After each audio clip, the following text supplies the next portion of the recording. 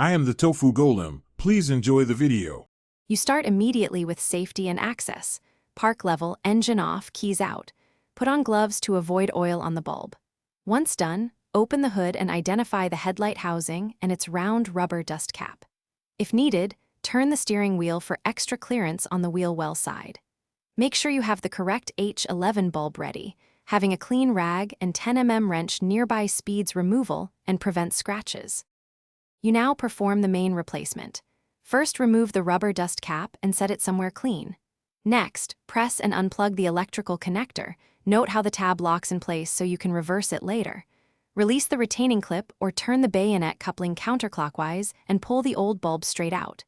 Insert the new bulb gently, making sure the tabs align. Do not touch the glass with bare fingers because oils shorten lifespan. Once seated, secure the clip and reconnect the wiring harness. Finish by reinstalling the rubber cap and confirming it seals against moisture. This prevents corrosion and fogging.